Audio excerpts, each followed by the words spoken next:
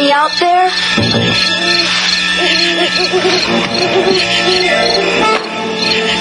E.T. Video game? It's the video game that lets you pretend you're E.T., running away from secret agents, falling into danger, finding a phone to call home, and discovering the best thing on earth, a friend. E.T., only from Atari.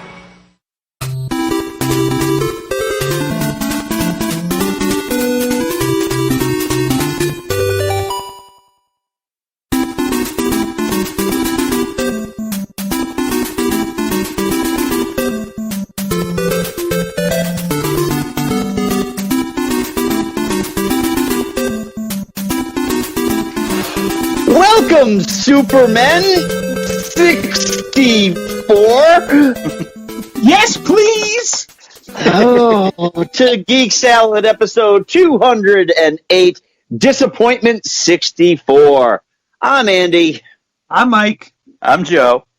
I'm Catherine. And we have a special guest today. I was going to introduce you, man. So, coming all the way from, well, Catherine's condo, her husband, also Joe. I obviously require no introduction, but I appreciate it. Oh, you're welcome. You are so welcome, sir. It also makes things easier, also, Joe, when we have to describe that. It's like Catherine and I are in a very lucky spot on this show that there are no other Andys on the show. There are no other Catherines. However, Mike's show up all the time, and there's other Joes. And there are Jims, which I'm sure Jim sometimes gets called Joe, and sometimes Joe gets called Jim. Yeah, the J's. And then there's Todd. And Todd stands alone. So, tonight, we are discussing the video game from consoles that we, for lack of a better term, pissed our money away for. Games that we couldn't wait to own. Games that we saw in the arcade and we had to have on a home console, or something that had so much hype that it's like, well, I have $50 hard in my pocket. I am going to lay that out to this fine merchant at GameStop and buy this game. Or, even worse, Mom, you know what I want for my birthday? Insert here. And that's all I want. What do you want from Santa, honey? I want this other shitty video game. So, just imagine being a child in 1982. Full belief in Santa Claus. 7, 8 years old. What do you want for Christmas, little boy? Well, I would absolutely love, and I'll ask for nothing more than Pac-Man and Atari for my Atari 2600. And that was shit. You play them, and you no longer believe in Santa Claus. Why? Because that fat bastard got you a false bill of goods. And that is what we are going to talk about tonight, folks. We all have horror stories. We all have war stories. We have all pissed our money away like a top-seeded quarterback that ends up breaking his leg in 15 places on the first snap. And the thing is, we never learn. No, we will never learn. There will always be a game where you're like, shut up and take my money. But before we do that, and hopefully when also Joe shows back up, we did get some social media feedback. But prior to the social media feedback, I actually asked my coworker Ryan about this topic, and if anything for him came to mind, because Ryan's a big game guy. When we used to travel, he used to actually pack his PS4 with him and play that on the hotel TV. So, yeah, he's dedicated. I could never do that. So, Ryan says that the first thing that comes to mind was PS2's Tom Clancy's Ghost Recon. I don't remember why, but it certainly was not what I expected, and I absolutely hated it immediately. Tried to return it, and GameStop wouldn't take it back. Wait, GameStop not returning stuff? No way. Not even for 1/4 portion. Well, I mean, he could have traded it in for what? Like he bought it for $50, so they would give him, I think, $2. Oh, I think they would have given him a promise for a better game that he had to come back and pay $60 for. Okay, there we go. Yeah, that's exactly the GameStop model. Yet they're still tanking. Yep, exactly. You know what? I would have found it hilarious if GameStop not only ruined GameStop, but Bitcoin and all crypto, all. Oh, that would have been such. So many people would shut. That would have been wonderful. So anyway, nothing on Facebook for. I figured we would have gotten something, but on Twitter, we did get a couple of great responses here. Friend of the show, Kurt Smith brings up, mine was buying the multitude of DLC that Call of Duty had. So pointless. You know what? I lost so much track of Call of Duty. I don't know what. You know, it's like Madden. You know, a new one comes out every year, but. And you know what? You know that there's somewhere there is lost footage of like maybe even last year's releases. Or like, hey kid, you want to shoot some brown people in a video game? Yeah. So then we have the Nerd Crusade podcast, who's at Crusade Nerd, and they wrote Jump Force. Do not buy. Ooh, I'm glad they're saying that because I was actually thinking about that one. Talk to our friends at Nerd Crusade because they're very much against this. Okay, Ocho Duro Parlay Hour at OD Parlay Hour brings up, way back when I used to be a big Disney Afternoon fan, and after saving up allowance, I wound up buying this game first day. Bested in 3 hours. Never felt like more of a waste of money than this one. And that game was Chip and Dale's Rescue Rangers. I've played this one. Really? At the right age, it's a fine game. Well, what's the right age? I was 8. Yeah, that about works.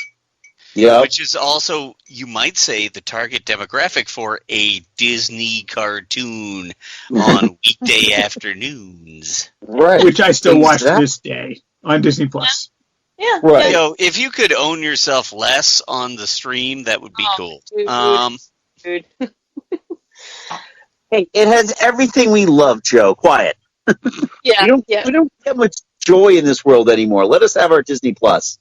But I'm imagining that ODPH is probably maybe about Todd's age, so this would actually make a lot of sense. Mm.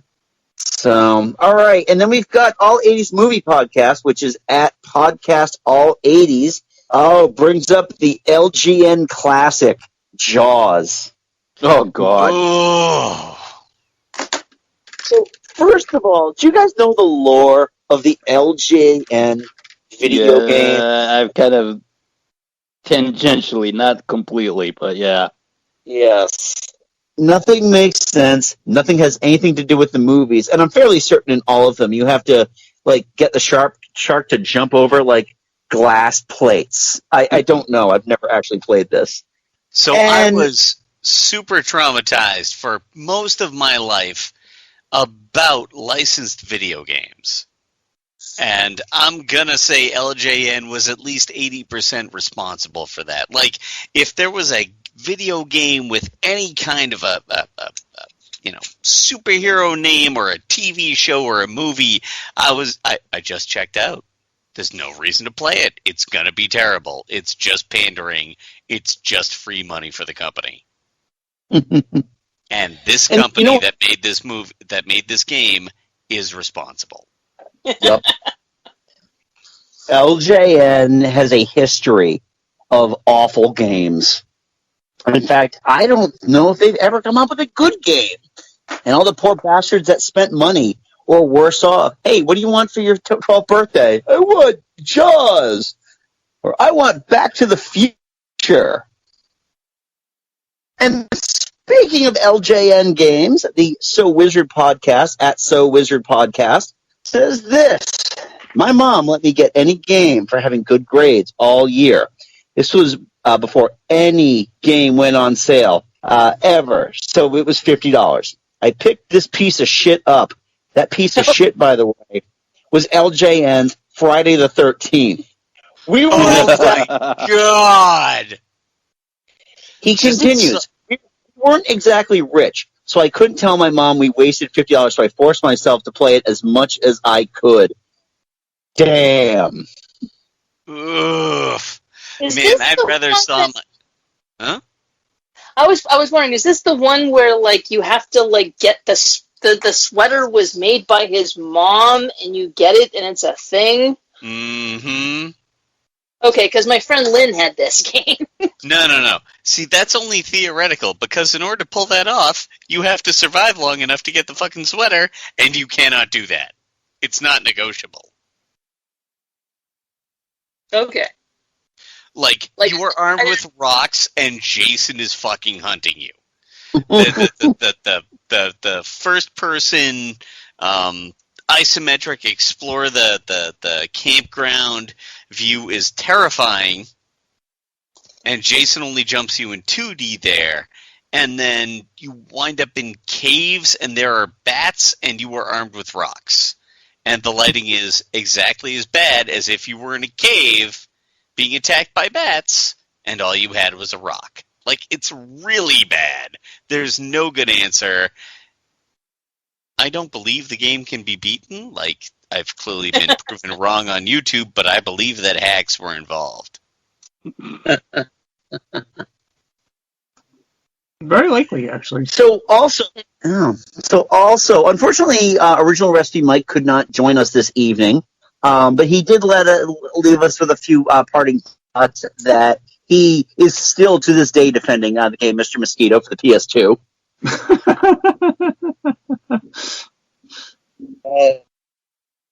Have you guys ever played that game? No. I've never heard of it. It's all right. So essentially, it is very much the essence of like Japanese shovelware. So you play as a mosquito, and your job is to sneak into people's houses and suck their blood like a mosquito would do. However, because this game is an import from Japan, all the people whose rooms you need to sneak into are essentially just porcelain-skinned anime girls. Oh god. Jeez. Oh yeah, it's just like one of those games where the cringe and creep factor is just like, oh. I'm going to need a very large spray bottle and a very large rolled-up newspaper for this. Yeah, that game doesn't sound creepy at all. Out. Mike also says this about the game he picked. I'm a sucker for FMV games, and this one lied about it. Plumbers don't wear ties. What kind of a come on is this anyway? Get out of here, you preppy. I want a real man. Wait a minute. Just because I cook souffles doesn't mean I can't. Can't what?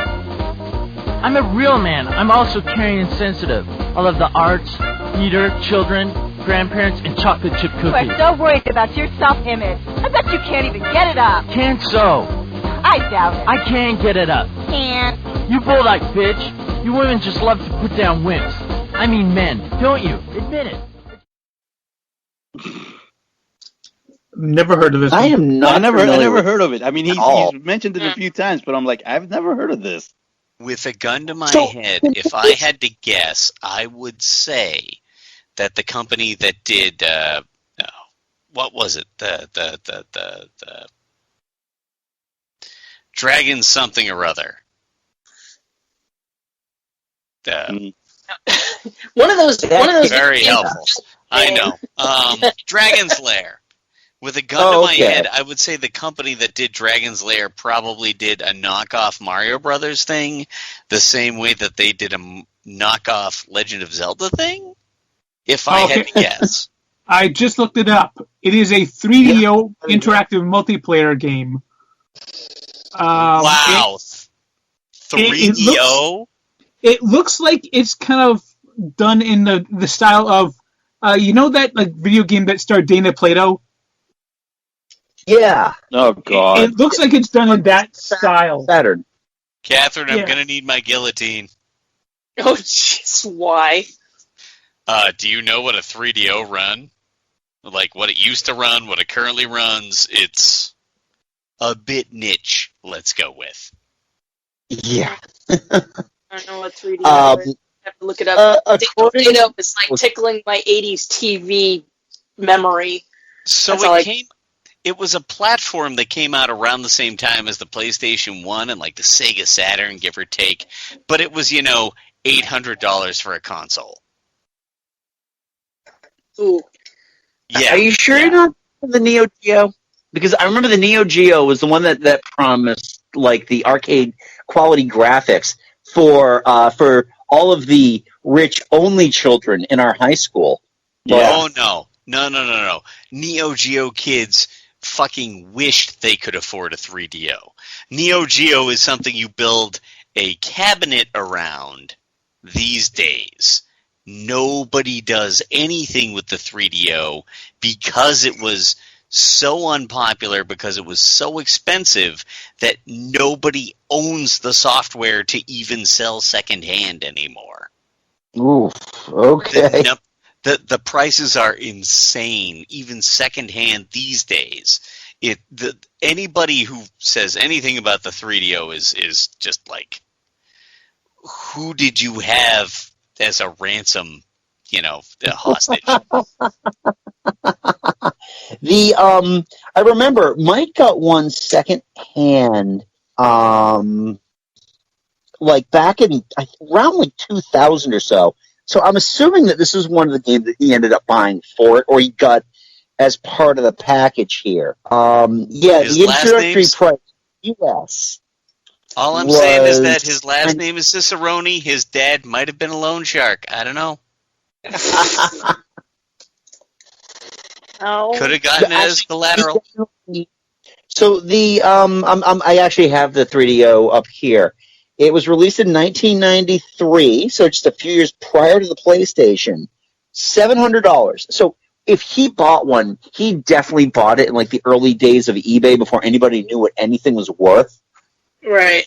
I do remember he did get it secondhand, so he might have only paid like $200, gotten the entire system, and like 3 games for that, and it was immediately discarded the second he got a Sega Dreamcast. Of course. Why didn't I think of that? Well, fortunately, the Dreamcast isn't one of those consoles that you would have pissed your money away on. Shots fired, man down. Yeah. Yeah, we've already covered this. I'm not going into it again. What's that? We've already covered this. I'm not going into it again. Yeah, no, we need to go into it again. It's just an ugly conversation. So anyway, everybody, with that out of the way, let's hear what were your picks.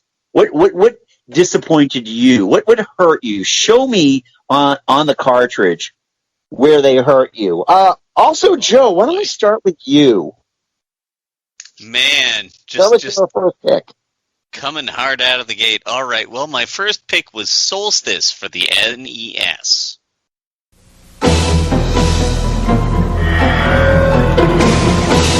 You've conquered Super Mario Bros. 3, beaten Ninja Gaiden 2, trounced Tetris. Now you must face the greatest challenge, Solstice. Solstice, the final test of the Game Master. Solstice by ImageSoft at all Toys R Us. It was an isometric, 3/4 view top-down puzzle game where all the marketing was about what a wizard you were. And you had no way to attack. No projectiles. Nothing. Matter of fact, you started with no abilities whatsoever. It was just a 3/4 isometric platformer in the style of Landstalker, which was a much better game that came out for the Sega Genesis. That involved, 3D jumping on the NES. Ooh. That can't be easy. No, because when I think the cartridge crime. Yeah, no, it was a crime. And, good three-dimensional puzzle jumping and 8 bits really don't go together great. That's not a great mix. It's not good. And I was so hyped because I was like, dude's got a wizard hat. Dude's got wizard robes. I'm going to cast some spells and jump around. No, that never happened. And you couldn't even... Theoretically, there were abilities, like you could whip up potions if you made it far enough into the game, but I'm like 8 years old. Trying to navigate a three-dimensional multi-screen puzzle jumper on the NES. Let's go with I wasn't quite equipped for how bad they would drop the ball. Oh dear. No, it was, I mean, we're doing the disappointment episode. It was brutal. I was so disappointed. Oh, that's pretty terrible. Oof. Yikes. But if you think that's bad, wait till we get to my second one. Moving on! Joe, do you want to do yours? Sure. Now, just because it's disappointment doesn't mean that it's not a universally acclaimed game. Because my first choice is fairly well loved within the gaming community. Yeah. But oh my god, did I hate it when I got it, and I was so hyped for it too. And so my first choice is Resident Evil 3 Nemesis.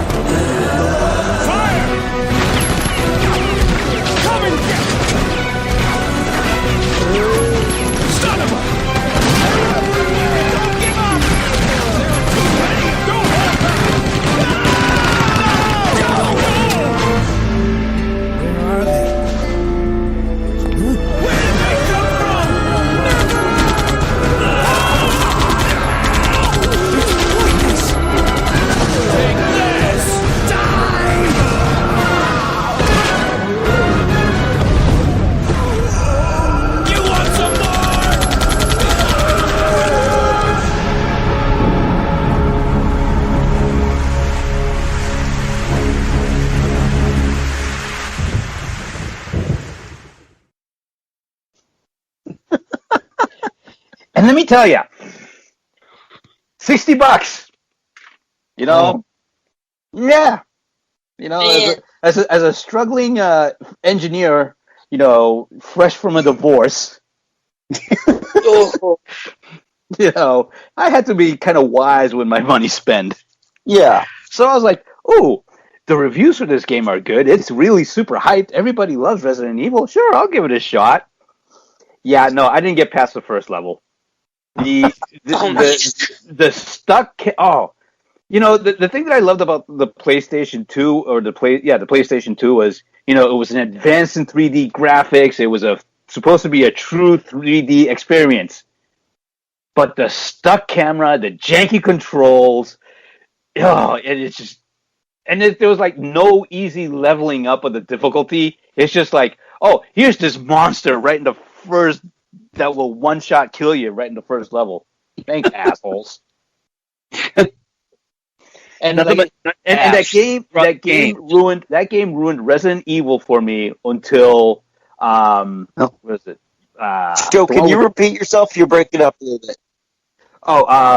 Resident Evil 3. This game ruined the Resident Evil franchise for me until I think which one was the one with that Chris Redfield? The one with the village. They went to that's Resident Evil 4. 5. No, 5. The one with the plagas. Yeah, it's 4. Yeah. No, I think that's 5. I think that's 5. Well, Chris Redfield is 5, but the plagas in the village was 4. Oh, okay. Yeah, tells you how much attention I paid to Resident Evil after that. Yeah. I remember when, and it might have been right after, it might have been after Resident Evil 3, Joe, where they were off of PlayStation for a few years, and they released that Resident Evil game for the GameCube. And our friend Bill was like the biggest Resident Evil fan, and his head just like popped off of his neck. Not only would it force him to buy a GameCube, which he wasn't going to do, but the load times on the GameCube were non-existent. All the things we look for in an early aughts of CD-based video game, huh? Oh, yeah. Well, I mean, it's always nice when your game doesn't have one steaming load after another.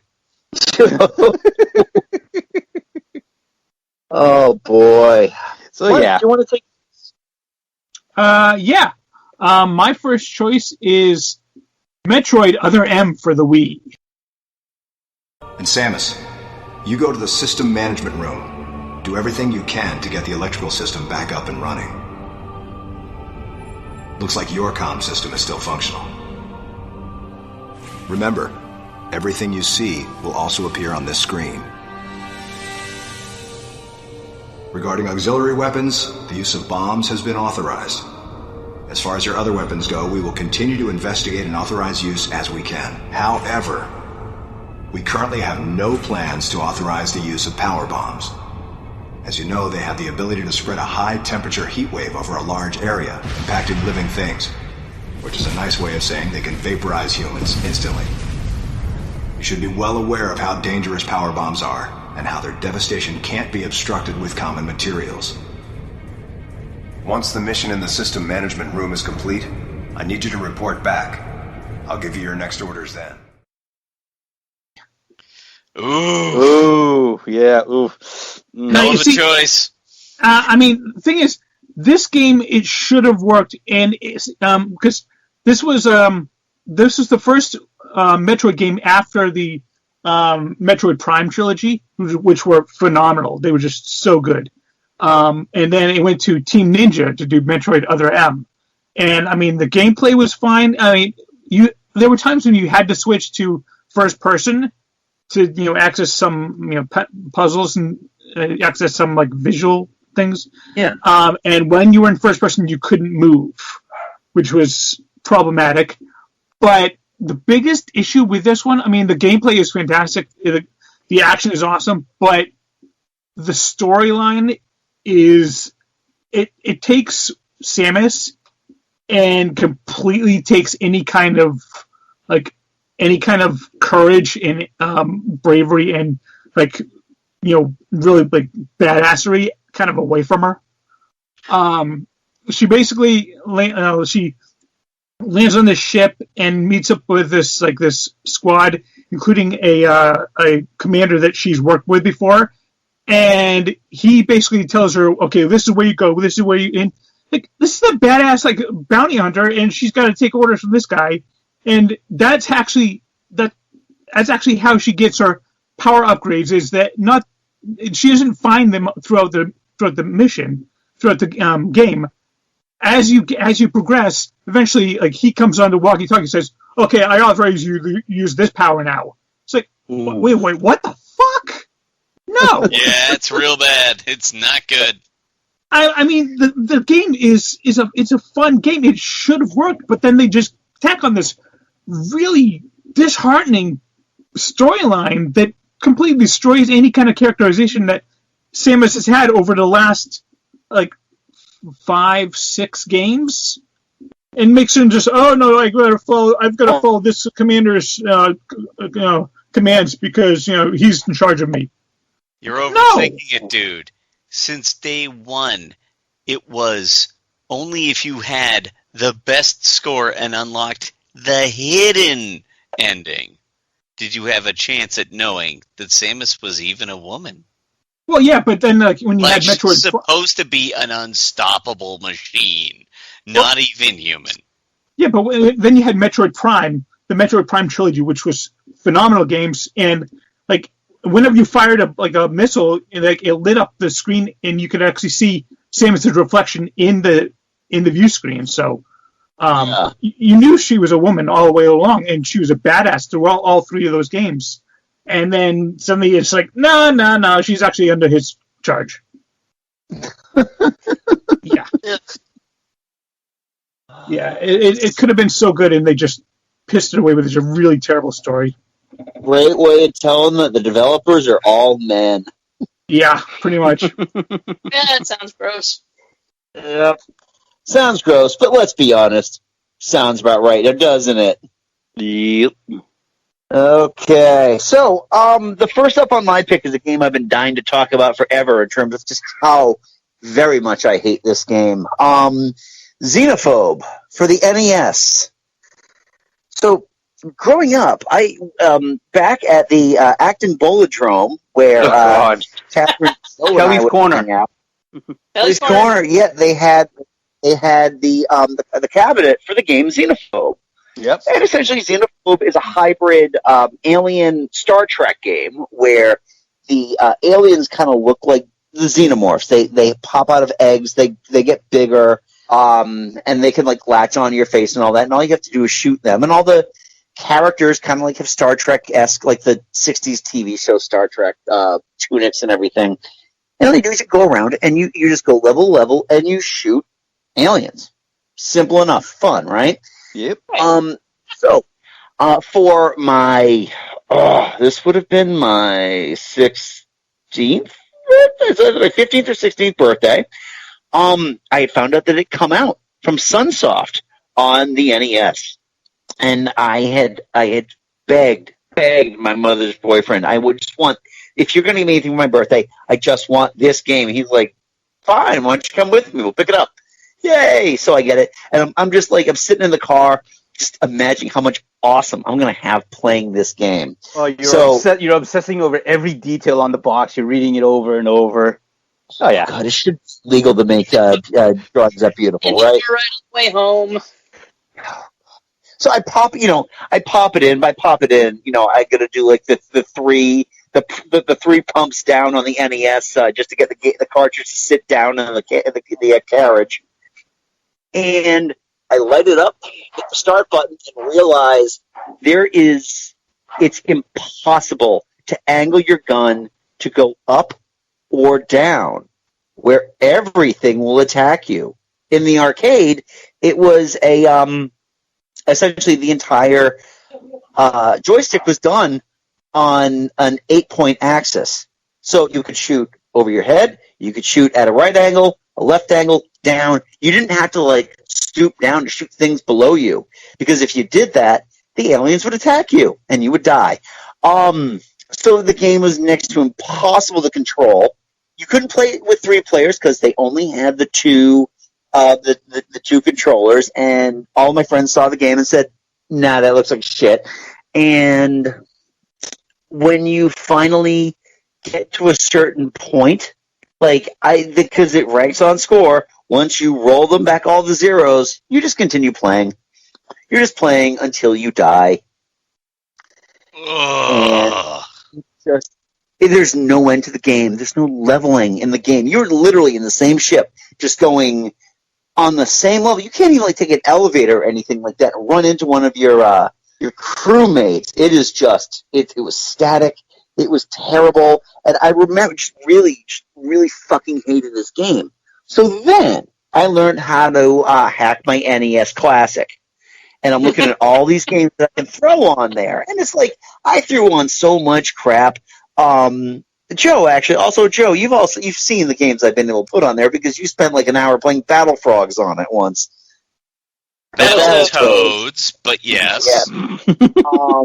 Which you will note is not one of my regret games. I made it all the way to the fucking unicycle level, I will have you know. You are, yes. But you're a god among men on that game. We're all mere mortals. Give or take, yeah, that's not wrong. But, so, anyway, I'm like looking at all the games I can download. I'm like, oh, Xenophobe. I had that.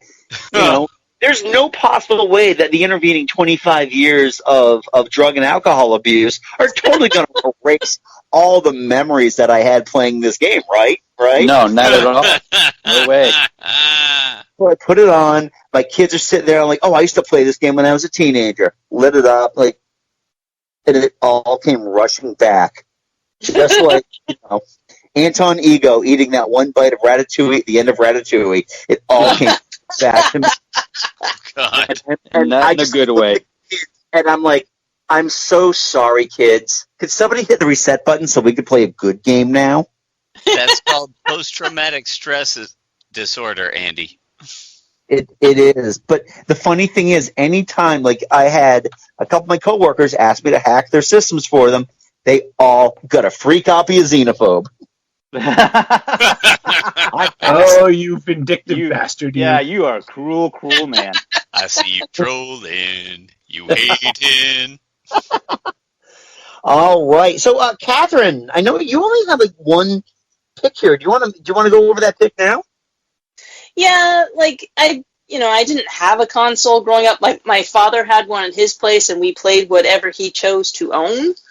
And so, by the time that we inherited it, because he didn't need it anymore, it was a ColecoVision. It had a plug-in that allowed us to play Atari games, and by that point, people were buying like the Nintendo Cube or GameCube or whatever. So it's like the games I asked for that I was actually given were good games. Yeah. So I didn't really have a lot of experience in this area, but when I was given a PS2 and I got into playing console games when I was 30.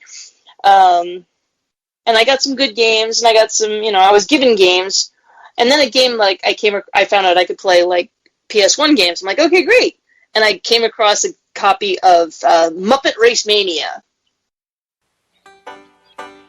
Whoa! Muppet Race Mania! Race through 6 movies and 28 tracks. Stunt courses, battle modes, even an adventure mode. Choose from over 20 Muppets and 20 cars. So much game to play, you gotta play fast. Muppet Race Mania, rated E for everyone. Also coming soon, Muppet Monster Adventure.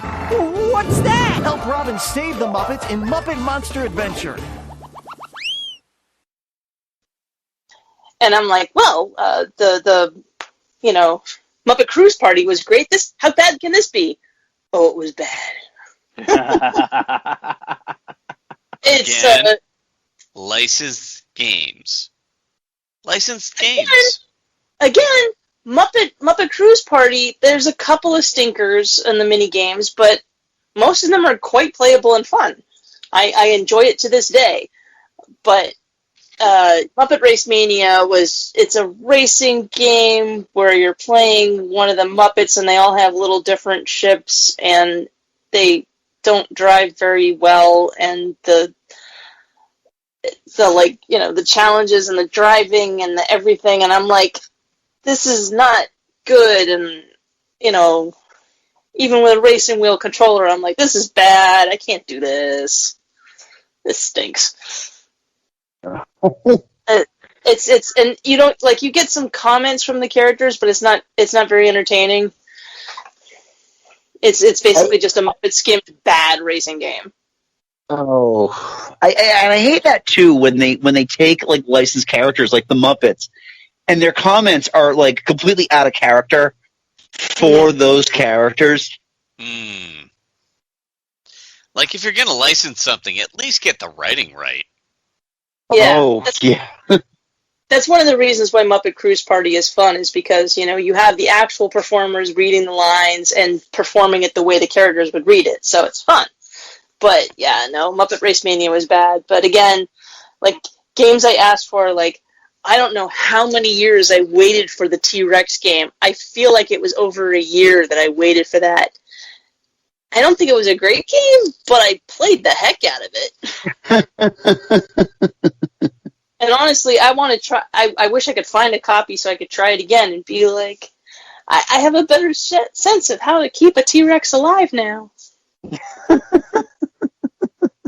Oh, I'm so sorry to hear that. So, would your husband like to share another one of his games with us? I don't know, Joe. Would you like to share another one of your games with us? Well, if we're going to continue strolling down trauma lane, I especially would like Gulick to buckle up for this one, because this was the moment at which the mouse became my mortal enemy for life. Have you ever heard You need to of get past that. Mickey Mousecapade? I've heard the name before, yeah. It was for the NES, and it was punishing. It is a 6-level long escort mission. Oh yes! Oh, I remember that one actually. Now that opened up the floodgates. You don't even start with a way to defend yourself. All you can do is dodge until and unless you find a star. Then you can throw little stars. The graphics are brutally awful, but the hardest part is how Minnie Mouse is following around Mickey, but you only control Mickey. Minnie just does what Mickey does a half second afterwards. Yeah. So if you get Mickey over a jump, but Minnie falls down, you have to find a way to get back to her safely without chucking her down a pit. And then once both of them are on the same spot, you can recalibrate it so that Minnie will follow you. Also, you need to have Minnie on Mickey's sprite in order to move from screen to screen. But wait, there's more. You also need to have Minnie be safe in order to make it out of a level. And periodically, if you open windows with your magic stars, because that's literally the level of imagination we're working with here, there's a chance you get food to heal yourself with. Okay, sure. You might get a second star to double your fire power. That's all you ever get is 2 stars on screen at once. And let me tell you, even the easiest enemies take like 8 shots to drop. Or there's a chance that Minnie just gets abducted, in which case you get to go journey around the level to find the secret level to unlock Minnie again, in which case you go back to the level you were on with Minnie again, and you can start from the beginning. It is pain, it is punishment, it is hate. It is a game that I wouldn't wish on my worst fucking enemy, and I can't believe I got it for Christmas one year. Oh, no. There it is. There it is. Mickey Mouse, Santa Claus, all at once, huh, Joe? Let's just say that my vendetta against Disney is long-running, and it's going to be a long time before I get past it. Oh, dear. Oh, dear. Catherine, get this man Dole Whip. He is in desperate need of some cheer.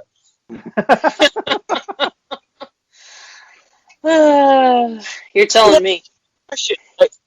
If you exclude the Kingdom Hearts games, because those are kind of like a cross-property game, for just Disney proper, like just the House of Mouse, just Mickey Mouse, Donald Duck, Goofy, have there ever really been any truly good or great video games that came out?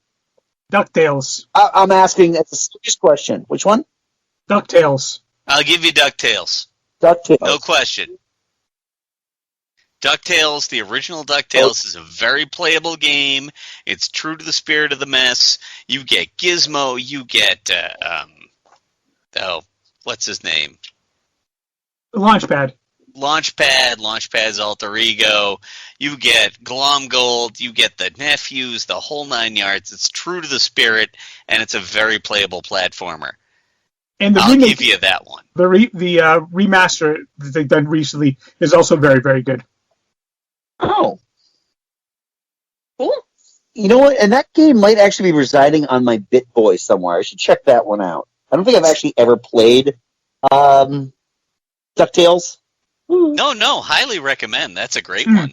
That was I was trying to stay on theme, but that is one of the few licensed games that I actually enjoy. Yeah. Okay.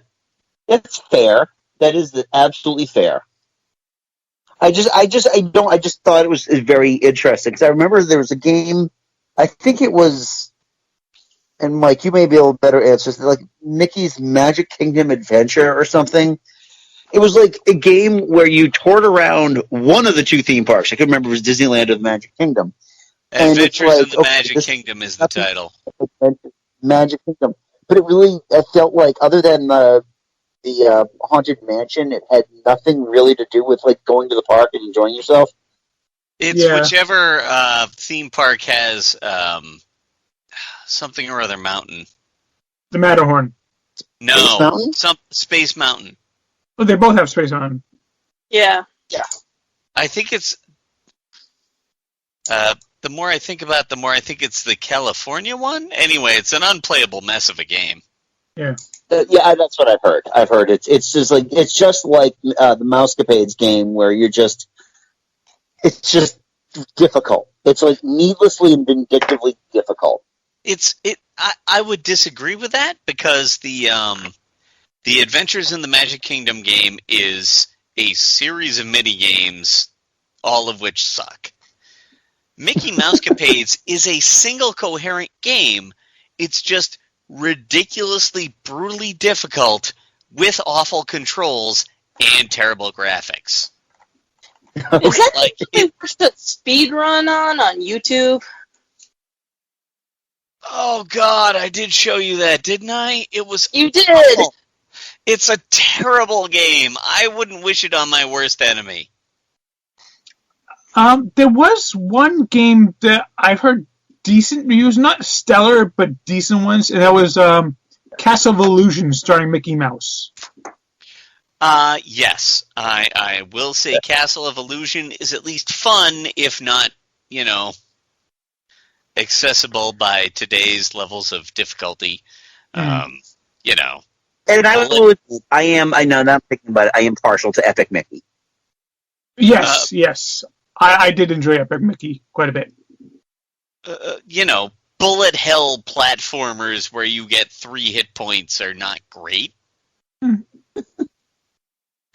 But as far as, fun factor goes, whipping out a fireman's hat and then hosing down enemies and following that up with a sort of Swami turban and then throwing cards at people, like it at least does stuff. Mickey Mousecapade is just pain. There is no flavor. It is just suffering. Yeah, I won't argue. I won't argue on that one with you. I've played. I started playing it once. I was like, okay, this sucks. I'm going to stop now. That was on like an emulator, I think. I beat it. Oof. You have a higher tolerance for pain than I do, sir. I got it as a present. I beat it. It's what you do. Yep. Excellent. So let's move over to see what Joe's pain is. Joe, what's your next game? All right. Next up, and Mike C. and I have gotten into discussion, very deep discussions about this one, and that is Metal Gear Solid 3. What? Snake Eater. What? Yeah. Hey, I didn't say it was, again, this is a game that disappointed you. Not a game, I'm not saying that it's not universally critically acclaimed or not loved by the mass populace. It's a game that disappointed me. I demand answers. What did you expect? I wasn't expecting to crawl around in leaves for, 80, 90% of the game. Did you not realize that it took place in Nam? It's not that. It's that it didn't meet my expectations, especially because I love Metal Gear Solid 2. That is one of my top 5 games of all time. Look, man. Okay? I love that game. I love its combination of action. I love its combination of stealth. I love that it was, and I love the story. Literally prophetic. But it's the combination. It wasn't one or the other. It was a good combination of the two. Snake Eater's complete reliance on stealth took all the enjoyment out of it for me. And that's fine. If you like complete stealth games, hey, that's good. That's your thing. That's not what I wanted. And that's why You are salty that the New Testament didn't get a sequel. Look, like, Metal Gear Solid 2 is literally prophetic, okay? Like, right down to deep fakes. But tearing down Metal Gear Solid 3, like you do recall again, the question is whether the game itself is good or bad. It didn't meet my expectations, and I did not enjoy it. It was disappointment for me. Yes, I think what we're trying to say here is that did Joe feel like he pissed money away playing this game? And I think the answer is yes. Yeah.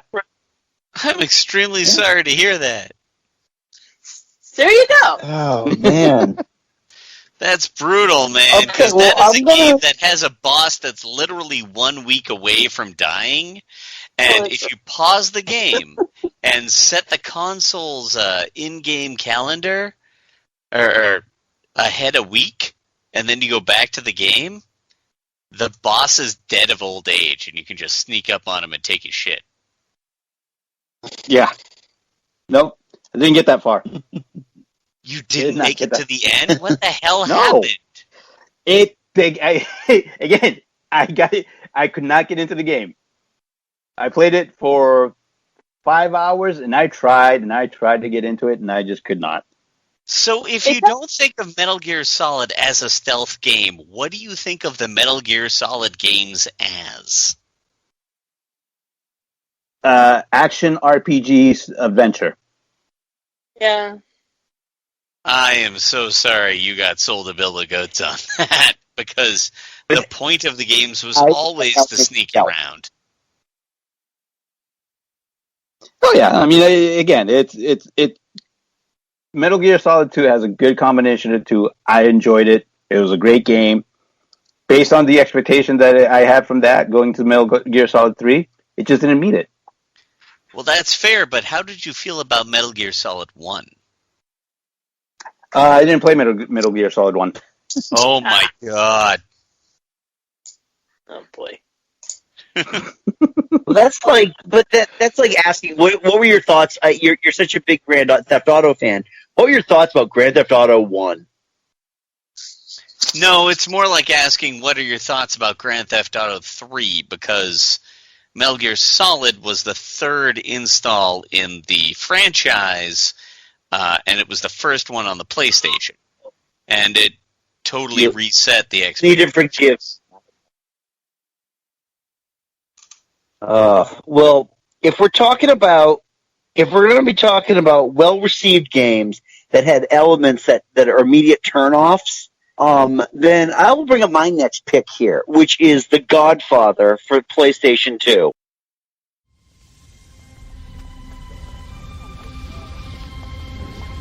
Papa? Look away. You are old enough, and the time is right. You will take your revenge.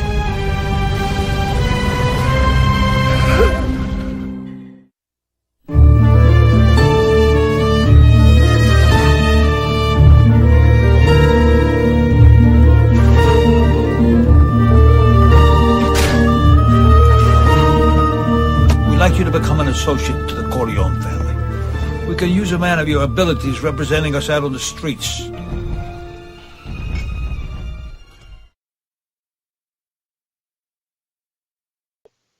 Here we go. Oh boy. Yeah. So this video game kicks off with my absolute least. There are two things that I absolutely hate in video games, and will put them away and never play them again if I'm introduced to them and I'm feeling like I just don't want to deal with it. Escort missions. Yep. And chase missions. Cars. Jesus Christ. Jesus. All right. So first of all, The Godfather is based on the movies, where the first thing that you have to do is Don Corleone is gunned down with Fredo at that little grocery, and you're playing like one of the Corleone's goons, and you got to get in the car with Fredo and chase after the guys that shot him. Now, I want to point out something that the game came out, I want to say in like 2005 or 6. But John Cazale, the actor who played Fredo, died in 1979. So they got the world's I'm just going to be generous and say worst voice actor to just keep saying, we have to get after them after what they did to my dad, over and over again, as I am just trying to figure out what is the brake, what is the accelerator, and why can't I turn a goddamn corner in this game? Oh, and I am also required to shoot too?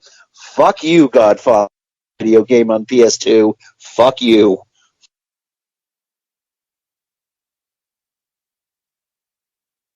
So it sounds like you got bitten by the Yeah, you got schooled by licensed shovelware, is what I'm hearing.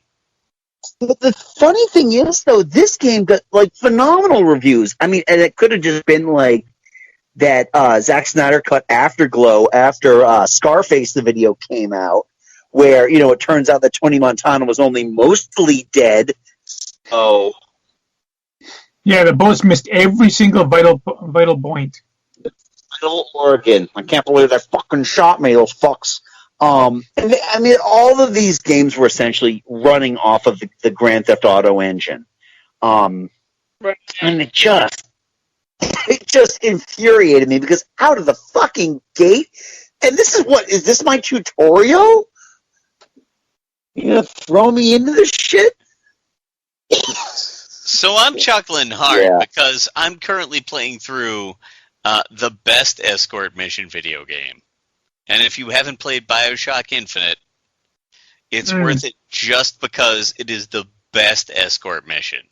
Your escort is invincible and gives you free ammo and hit points. Yeah. She's awesome. Yeah, she is. It's like the opposite of every escort mission ever, and it's just so nice to play through after having watched every single dipshit AI that you have ever had to escort just die. Because they wander into ambush after ambush. Because the operative word is, not the intelligence part. Boy. Oh. Maybe it's just, they're trying to give you the chance to save a damsel over and over and over again. Fuck that.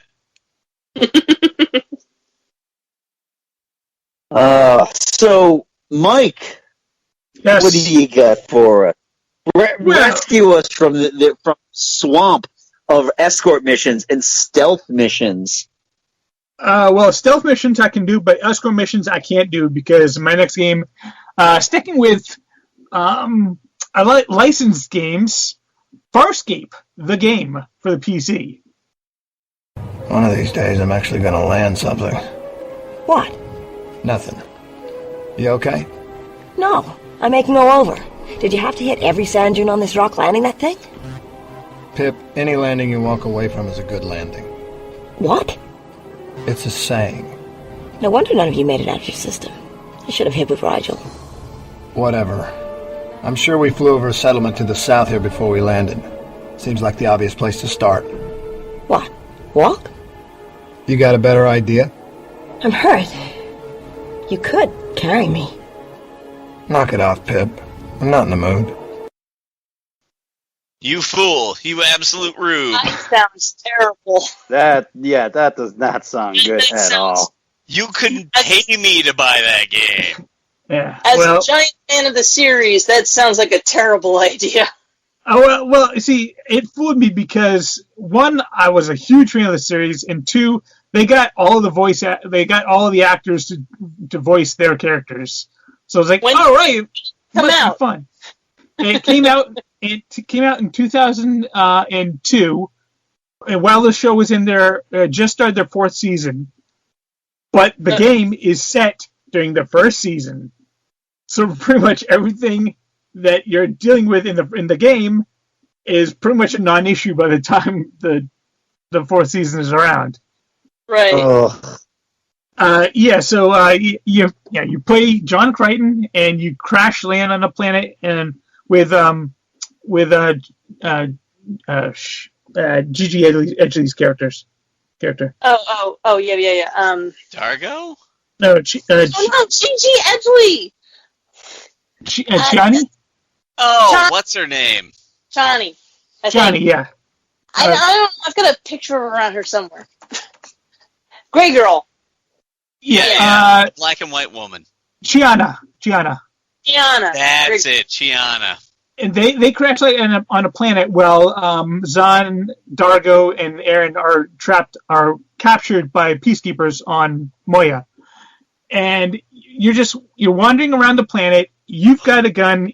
She doesn't have a weapon until you find one and equip her with it. But she will just if there's a villain, if there's an insect or an enemy on screen, she'll just go in and start attacking it.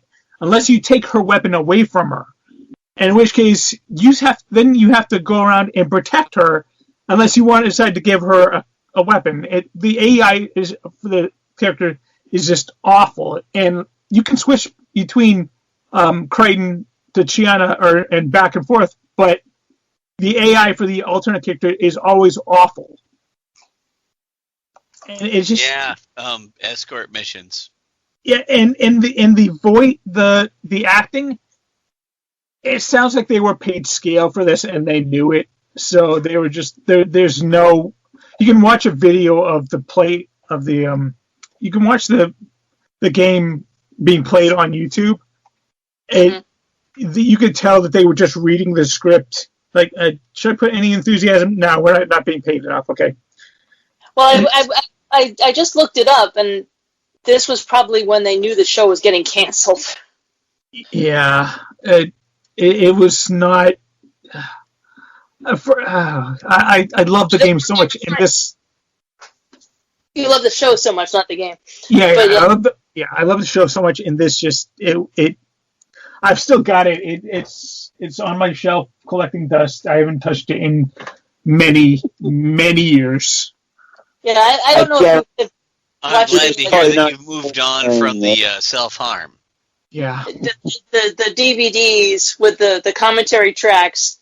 The commentary tracks after the show got canceled, but they still had to put on commentary tracks. They're like, thank you so much for loving the show. We really liked making it. And, so it sounds like they were like, they signed on to do the voice acting, and then they found that the show got canceled, and they were just like, oh, the pain. Yeah. Yeah, the game is just not. It's not well done. Not well done at all. It's kind of like a Diablo clone, but without the charm. Oof. Yeah. Yikes. And that's Farscape the game for you. Boy. All right. Glad I missed that. Yeah. I can let you borrow it if you want. No, thank you. People love to play it. I tell you what, right after we solve COVID, I'll have this deep gaping hole in my soul for pain, and then you can give me that. I got because there's so much horrible trauma. We never finished watching the series. Joe, I will let you have Peacekeeper Wars on Blu-ray. I will let you borrow it. I will not let you have it because I want to keep it myself for sentimental reasons. So, speaking about games that have gone missing, Joe. I know, it's still sitting in my car. COVID. Oh, I'm sure. COVID. Moving on. Anyway, Catherine. I did add something as we were talking about licensed games. Smurfs. Ugh. on the ColecoVision? Yep, on my ColecoVision at my dad's house. I don't know if we asked for it. We probably did, because this would not be something my dad bought for himself. Yeah, the Smurfs. Oh, we made it so far, but that game is just, jump over things and duck under things, and I don't know if you'd call it a platformer, but there are jumps, and you're trying to rescue Smurfette from Gargamel's castle, and it's one of those things that I never beat, and I don't care. Knowing nothing about this game, all I can picture is original Super Mario Brothers, but Mario is blue. That's it. That's what I got. Not really, because you've got like this path, and there's like you got to jump over fences and stuff like it. It's a thing. It's a thing.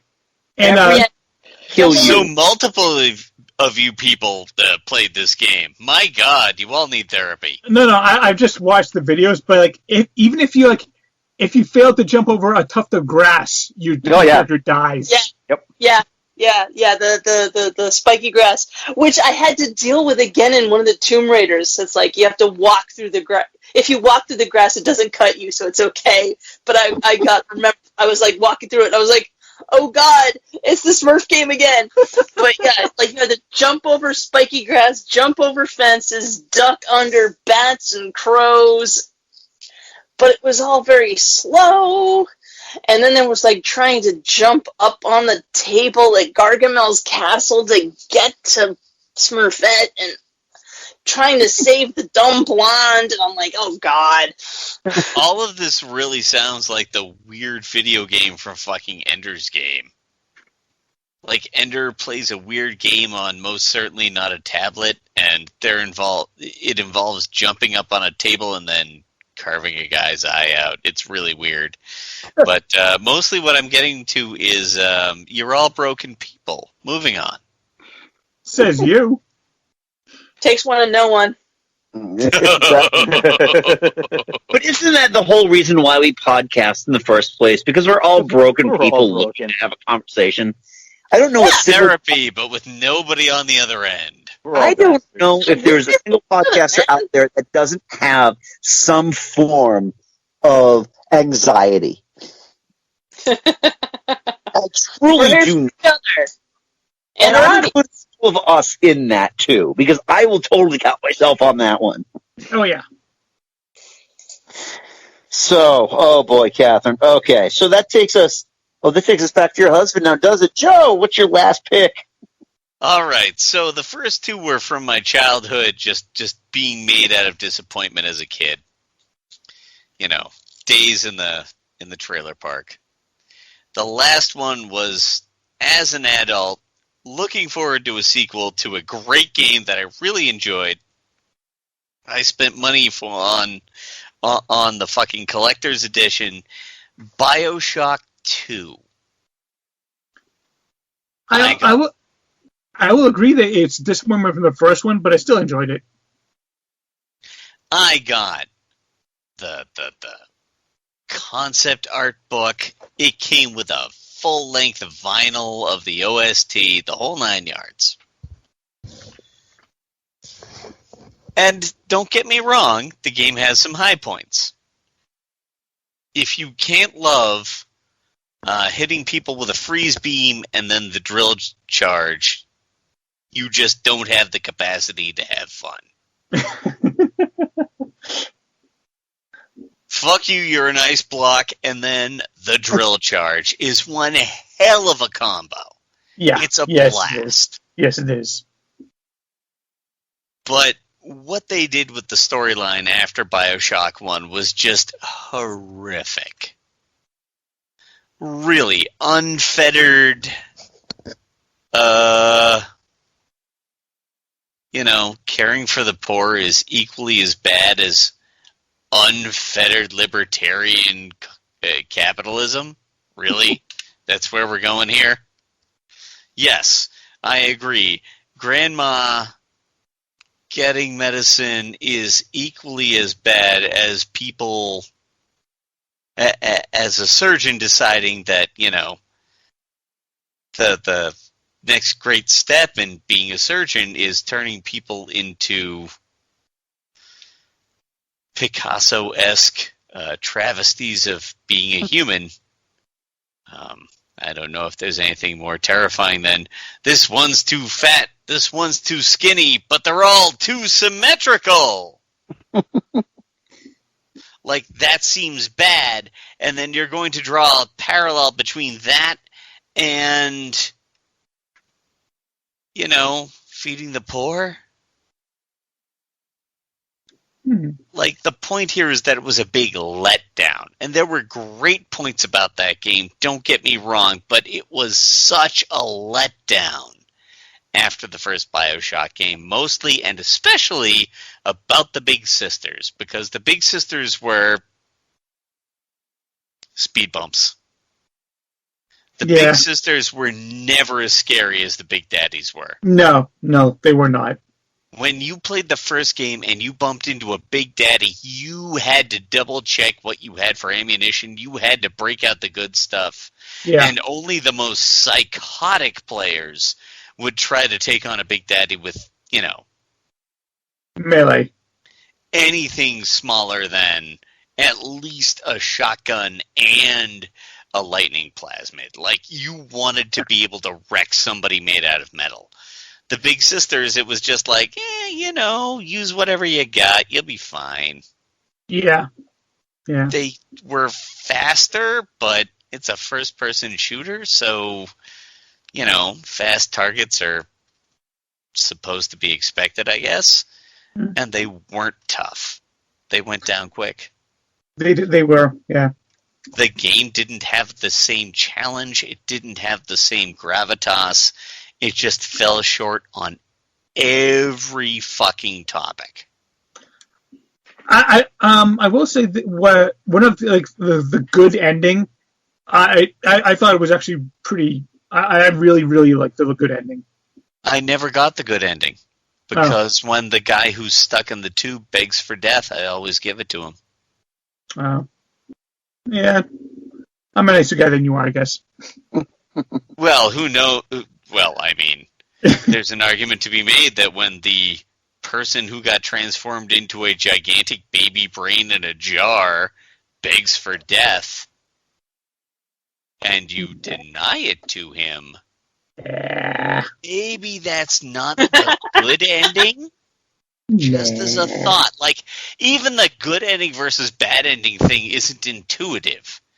You have to have a play guide in order to get the good ending, because if you just try to play as a good guy and somebody comes to you on their hands and knees going, "I'm a monster, please kill me," you have to deny them that release in order to get the good ending. Like, it's bad soup to nuts. It's not great.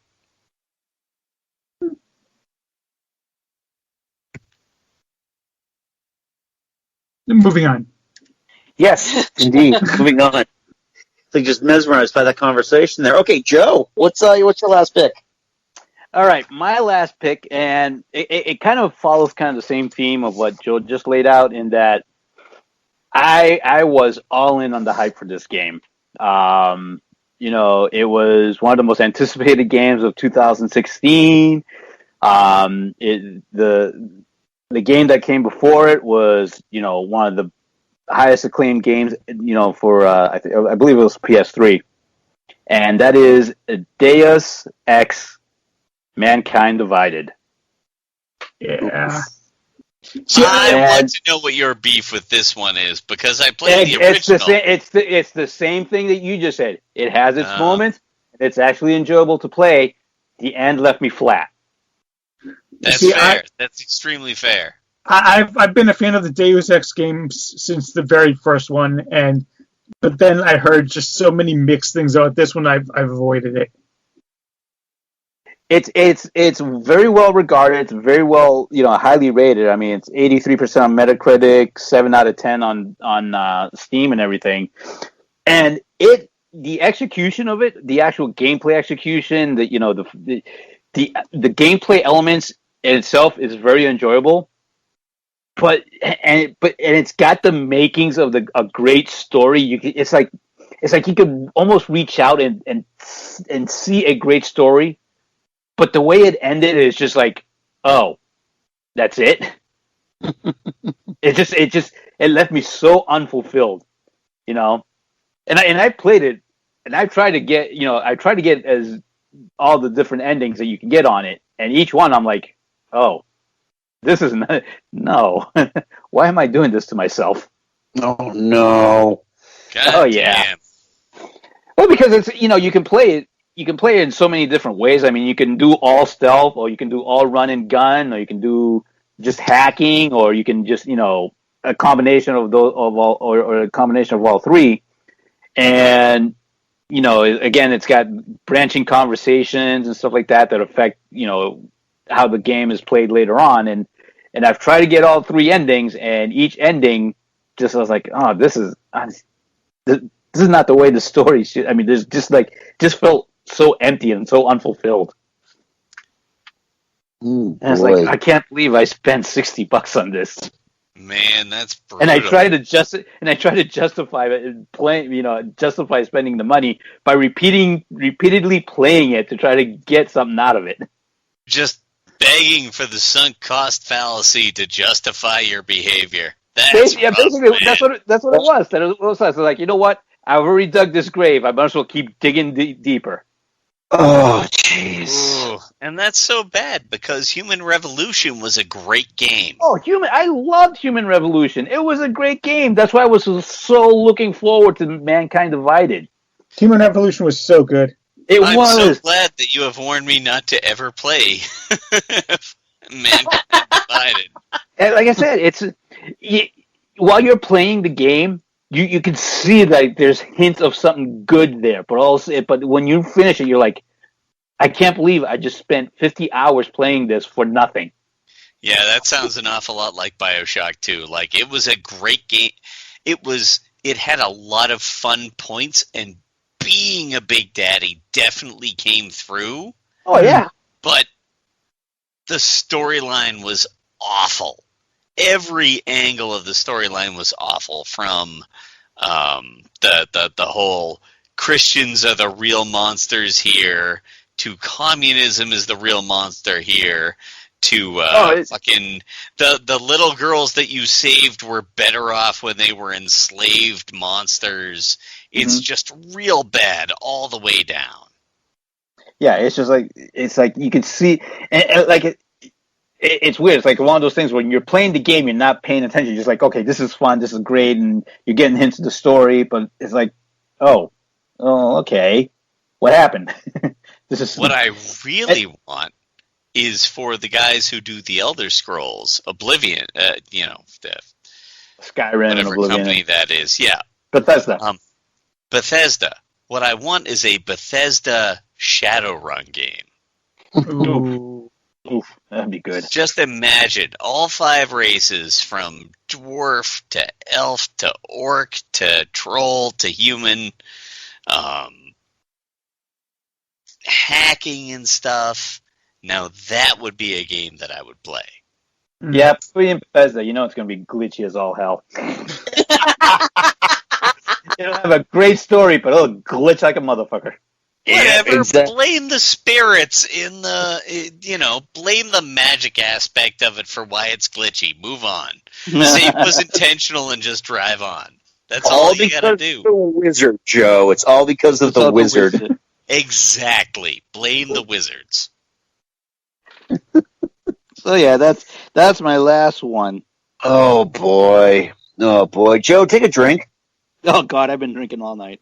Big swig. All right, awesome. All right, so the last one on my list is WWE Reckoning for the GameCube. Oh God. Which came out early aughts.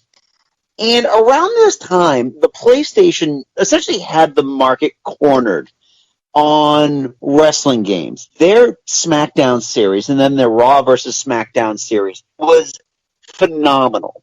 They worked and integrated and just essentially improved upon in each game the this control system that was logical. It made a ton of sense.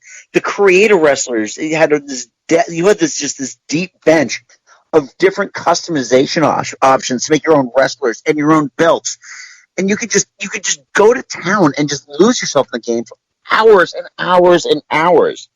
So when we were looking at other games, it's like, oh, I've already kind of gone through all of whatever SmackDown game I was playing. We just get a GameCube. I'm going to pick up Reckoning. Let's see how a wrestling game works on another console. Oh boy, no console. GameCube, Switch, Xbox, whatever. They have no business putting video games out for wrestling. I mean, well, first of all, I don't even think like PlayStation should be putting out games for wrestling anymore because like the 2K games are awful. The 2K games are so difficult to play. They keep adding too much shit. If you want to do story mode, well, guess what, kid? You're in the indies now. I can't say that I've touched the games, but I will say that as a 2K fan, I can see how they completely screwed the pooch with regards to a third-person view. Yeah, oh God. If I had to guess. Right. I mean, the thing with, like, the SmackDown games was that, you know, they had a very arcade feel to the way they looked, but the movesets were very deep, and you could actually just kind of it would genuinely feel like a real wrestling match.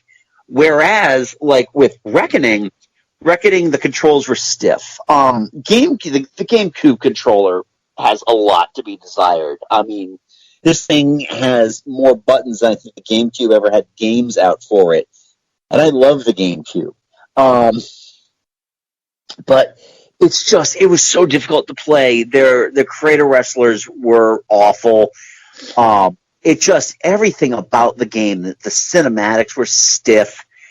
And I was just like, I can't believe I spent $40 on this game. Damn it, Electronics Boutique, give me my money back. Fucking felt, man.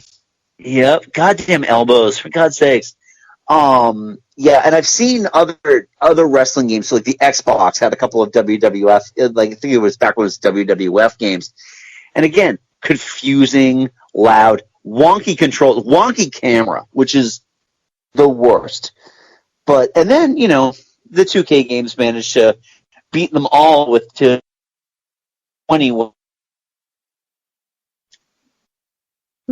Wonky microphone. Just taking the shot. It was there, man. I'm sorry.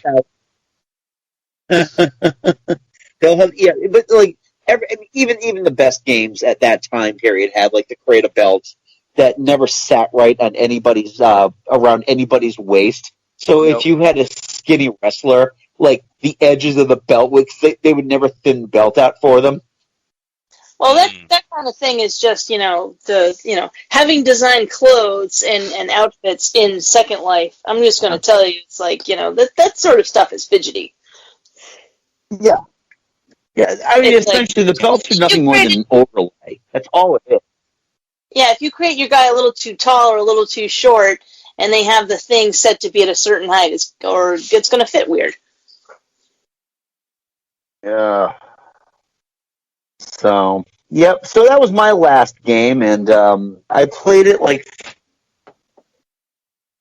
I put it away, and it every once in a while comes out when I'm like moving old games from one area of my basement to another area of my basement. But an optical laser has not hit it in almost 20 years, so. So you just scowl at it and move it around? I do, and it's like one of those things I just look at like, I could try to play this again. I mean, we have the Wii plays GameCube games, but I just don't hate myself that much. Dude, if we want to go down that route, I have too many to count. Oh, well. Right now, I'm proving how much I hate myself by plodding through the Snyder Cut, so. Oh. You're a better person than that. Don't do it to yourself, man. I am on hour 800 right now, so I have no idea when this thing's going to end. Stop measuring from the time you watch the Whedon cut. Oh, God. It's just never ending. So, Mike. Yes. What's your final game? Final game is the worst game I ever played on the Super Nintendo. And that's saying a lot because there were a lot of really shitty games on the Super Nintendo. There's a lot of shovelware on Super Nintendo. There was an awful lot of shit on there. And that's back when they started calling all this called Super whatever. Yeah. I mean, hell, we had the Super Scope. And I still get more enjoyment. I still get more enjoyment out of the Super Scope than I did out of this game. Yeah. Enough with the preamble. What do you got? I got Roadrunner's Death Valley Rally. Oh, God. You fool. You will get no sympathy from me. Yes. You did that to yourself. Again, the curse of the licensed game. This was I believe it was a Christmas present. Oh boy. Yeah. It was either a Christmas present or you lost a bet.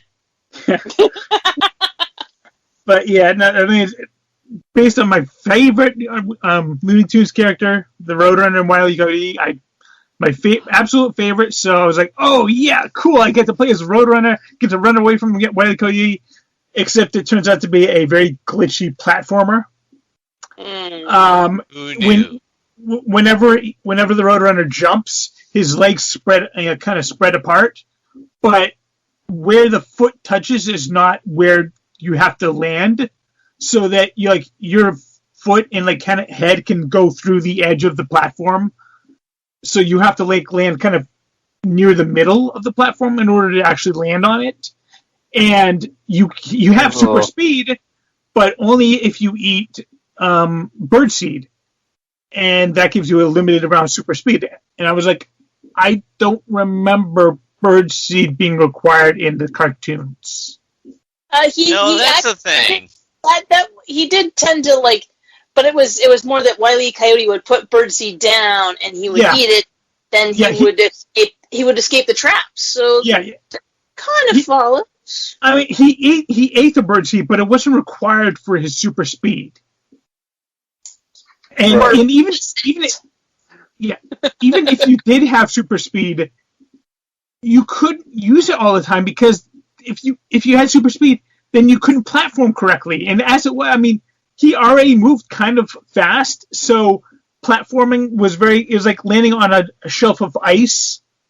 You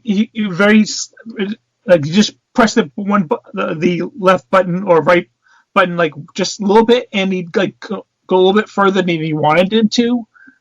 So the mechanics were awful. The platforming he was way too easy to kill. I'm like, this is nothing like the cartoons. I never played A to pass the first level because it was just so impossible, and I was like, I'd rather play another game that I have fun with. So I broke up in Super Mario World again. Oh, yeah, it was awful. I just wish that once the coyote caught the Roadrunner, you would actually have to sit there and watch the coyote eat the Roadrunner. Yeah. Well, it would have happened a lot because if for some reason he was a lot smarter in the game than he was in the cartoon. But he's got a business card that says Super Genius on it. Super Genius. He actually was. Yep. And the game makers were on his side. So. Oh dear. Well, our condolences. Yeah. Catherine, take us home. I don't have another game. I'd like to interject as a matter of fact. All right. So, the whole episode has been super negative. Maybe we should all have a game we should recommend to people. I can do that. Okay. I can do that. All right, that seems simple enough. Andy, take it away. Okay. Something that I can highly recommend, even though, quite honestly, I haven't touched video games in months, just due to a number of things. One being, all of our creative output. I can actually highly recommend Legend of Zelda Hyrule Warriors for the Nintendo Switch. Every single member of my family plays that game, and they all fucking love it. Cool. Well worth the Santa Claus wish, aka our money. Yeah. There you go. Cool. All right. Mike, positive game. All right. That's yeah. Well, I figure with the new Mass Effect Legendary coming out and Mass Effect a new game being on the horizon, everyone should shut up about the launch issues and give Mass Effect Andromeda a try. It is far more fun than all the critics and all the whiny boys were whining about. They fixed a lot of the issues. I mean, there are still a lot of issues, but it is still a very, very fun game. Maybe not on the level of Mass Effect 2 or Mass Effect 3, but it had a better ending than Mass Effect 3. And the game overall introduces a lot more mechanics that make the game quite very fun. So, give it a shot. Excellent. Okay. How about Joe?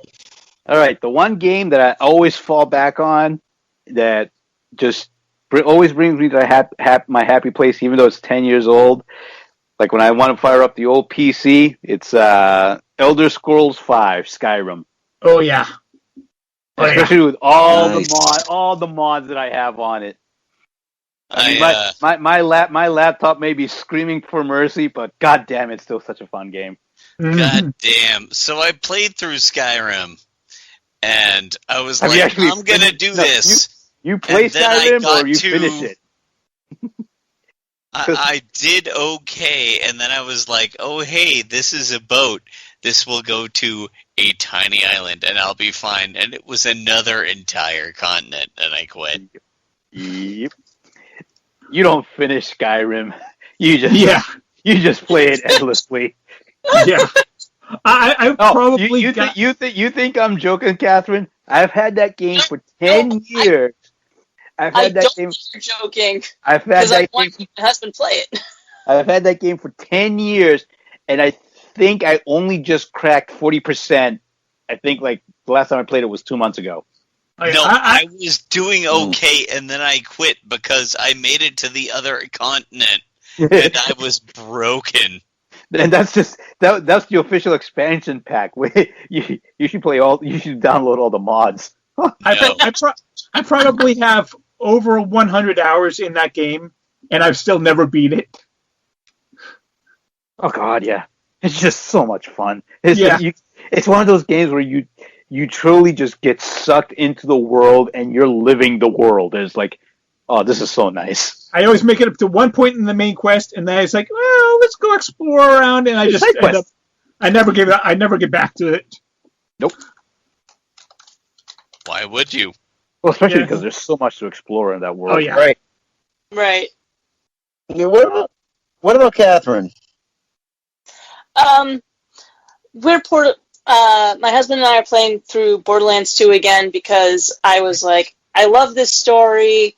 I love the play. I love the interaction. And now, given the industry I'm working in, I'm like, I want to, explore it more as a professional. And I started playing, and my husband's like, I can't let you play without me. He's like, I can't just watch. I can't just sit back. So we're playing through again.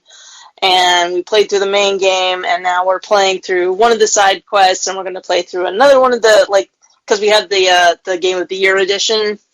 So we have all the downloadable content.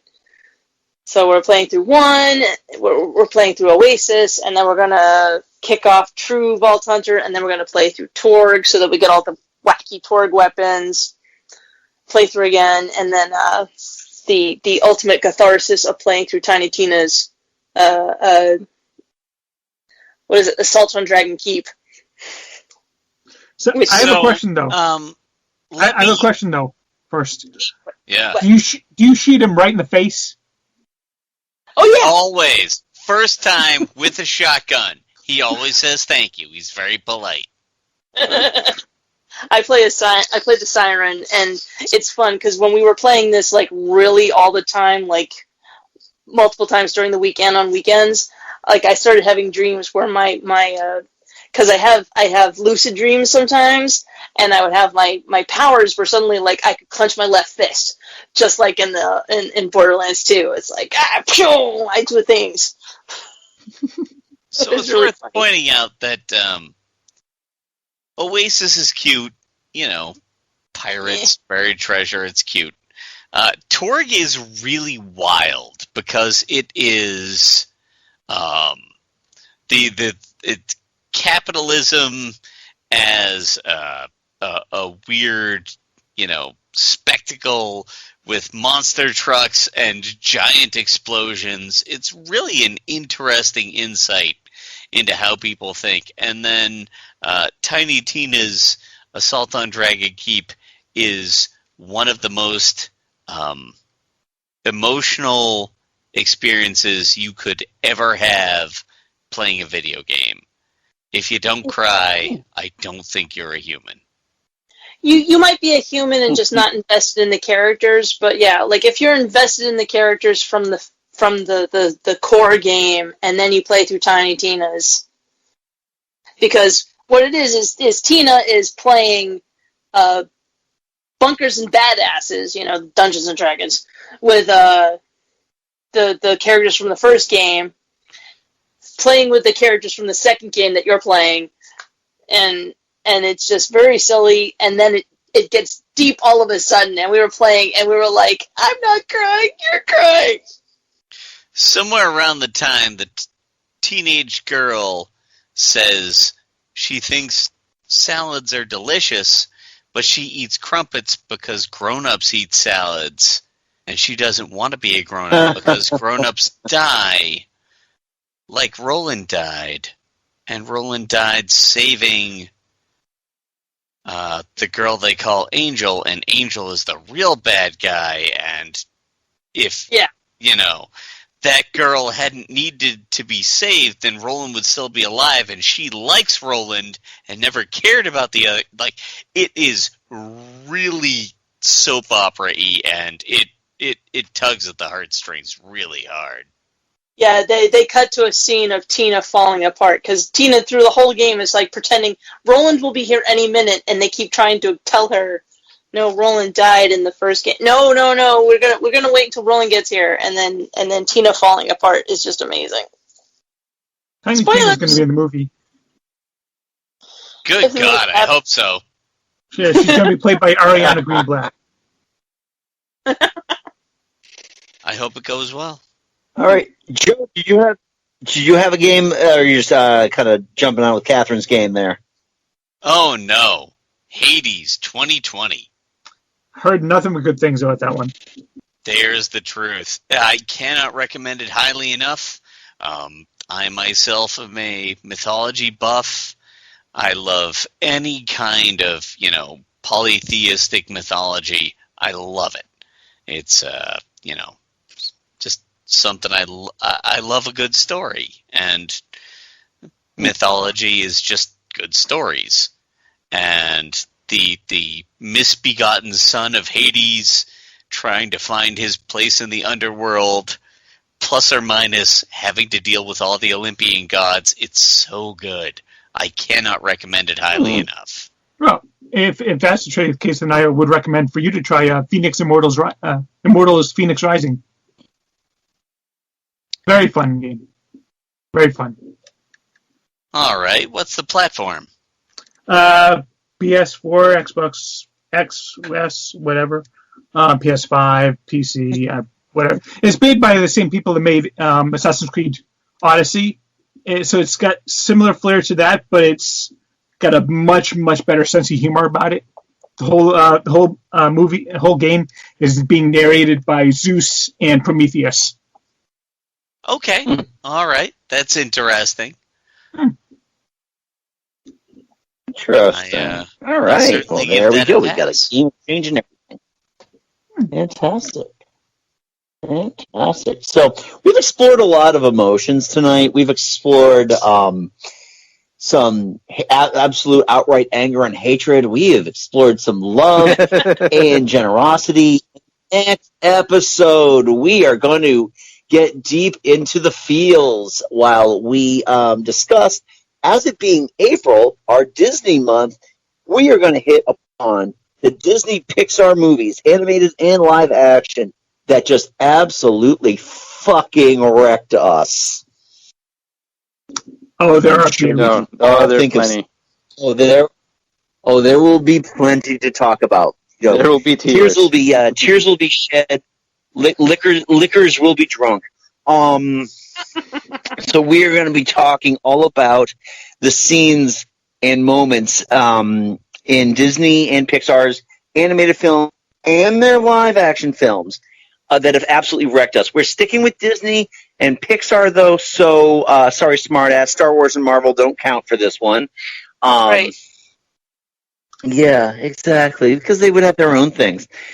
So we want to know Andy, what's... Andy, I Love You 3000. Yes. yeah, I know. We get it, Mike. We get it. I still get teary whenever I see whenever I see Cap finally say "Avengers Assemble." In the final battle of Endgame. But still, so we want to know Toy Story 3, man. There will be. So we want to know what scenes in these movies just destroyed you emotionally. Let us know. You all forgot about Up. Oh, we will get there. Don't worry. Well, nobody forgot about Up. We will absolutely be. I guarantee we will talk about that. Oh yeah, no, that's fair. You just forget. It's called repression. Well, Joe, that's another show for another day. So if you want in on this and Up absolutely ruined you as well, let us know on our social media, which is on Twitter at Geek Salad Radio and on Facebook at Geek Salad Podcast. If you're a fan of the show, you know where to find us because you're listening to us right now. But did you know that you can check out the archive at geeksalad.podbean.com as well as, because guess who fixed the settings, you can get that also on all of your favorite apps because I switched how many episodes we can archive on a single app. So, huzzah. If you're a fan, you want to support the show, buy some of our swag at TeePublic. Just go to teepublic.com and enter in the keyword Geek Salad Podcast, and you can find all sorts of neat and nifty stuff with new stuff to eventually come, again, once I have time to sit down and actually design some stuff. And, yeah, so check all that out. Also, don't forget to check out our YouTube channel, Geek Salad Podcast, where we do retro movie reviews. Mike and I do those with a myriad of guests who joined us for our Muppet. And we also some of our friends, too, like Tom from Movies After Work and Nick from Black Girls do stuff, too. And also check out our Retro Records, where we discuss classic records with myself, Joe, Todd, and Jim. Our most recent episode, which was recorded prior to this one, was our discussion on the police's Zenyatta Mandata. So check that out, as well as all of the other stuff right on YouTube. So many things. And, I think I got everything this time. So until next time, I'm Andy. I'm Mike. I'm Joe. I'm Catherine. I'm also Joe. Go forth and be nerdful. We'll talk to you later. Bye. Bye. Adios.